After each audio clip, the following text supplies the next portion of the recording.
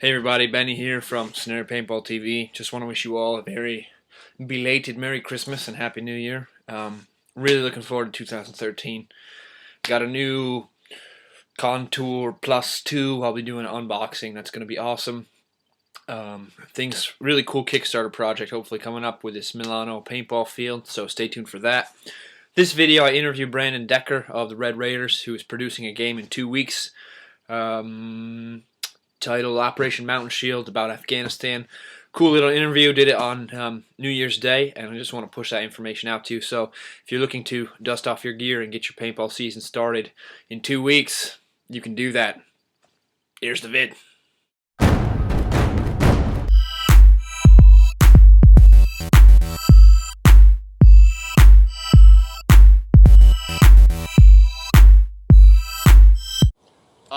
Hello, Scenario Paintball TV. I'm Ben Thompson, and I'm home for the holidays, and I'm not sick anymore, which is awesome. And I'm here with Brandon Decker, and he's here to talk about a game. So, Brandon, why don't you introduce yourself first? Tell us who you are, who you play for, and then I'll ask more questions. All right. Thank you, Ben. I'm Brandon Decker of the Red Raiders team, and I'm actually a producer now for BattleCreek Paintball. It's my first game as a producer, but I've been a player in the scenario paintball world since 2005. And I've helped companies like the Usana Corporation in South Jersey produce games back when they used to be a public field. Cool. Where's this BattleCreek field located? BattleCreek Paintball is located in West Milford, New Jersey. It used to be known as EJAM Paintball. Tell us a little bit about the game, the name of the game, when it's being held, and the storyline that you've been working on. All right. The name of the game is it's called Operation Mountain Shield, and it'll take place on January 19th, which is a Saturday. The game itself is written off of a fictional battle that takes place in the mountains of Afghanistan during this current winter.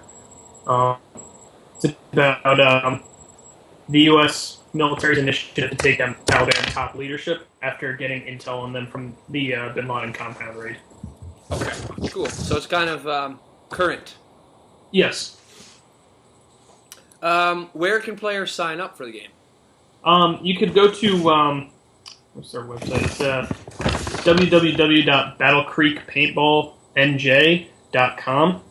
Okay. There should be a link to a pre-registration website through their website, and you could also sign up on PBNATION in the thread and scenario paintball section about the BattleCreek game.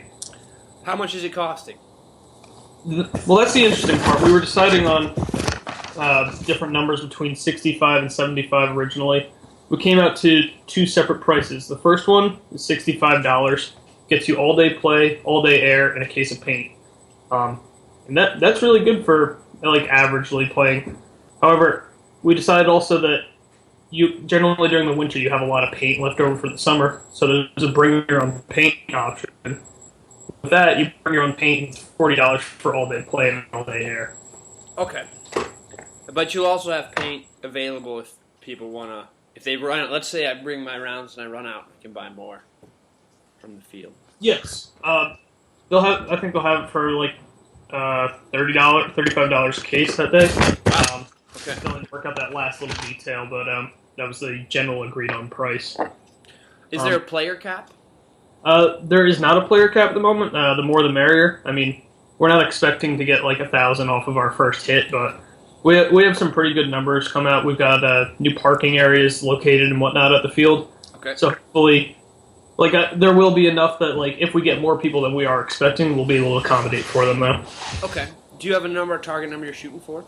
Our minimum number at the moment is, even if it's 35 players, we'll be happy with that. As long as we get people that come there, they have a good enough time that they go home, they tell their friends about it, and so the next game that we run, they'll bring more people, and it'll just keep growing from there, hopefully. Sure. How much snow do you have in New Jersey right now? There's maybe a little under an inch on the ground. It fell this past week, maybe 2 separate times. It's a little icy or whatnot, but that just makes the game storyline a little bit better. I mean, okay, so you aren't buried. Up here we've got almost 2 feet, so. Yeah, need to be up there. Who are the generals for the game?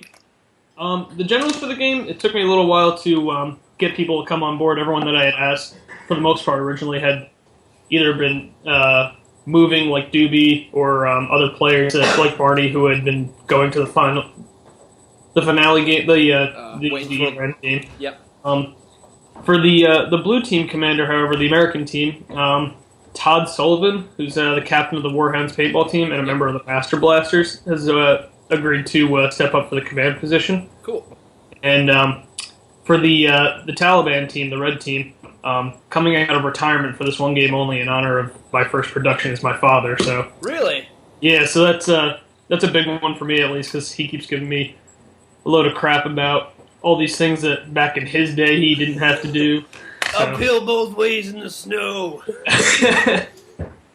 So it's looking to shape up to be a good game.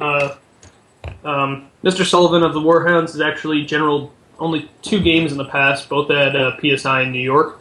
One of them was against my father in 2011, which he won. So it's kind of a rematch, kind of like if my dad would lose to Ingler at West Point or something like that. It's kind of, I'll get you back next time.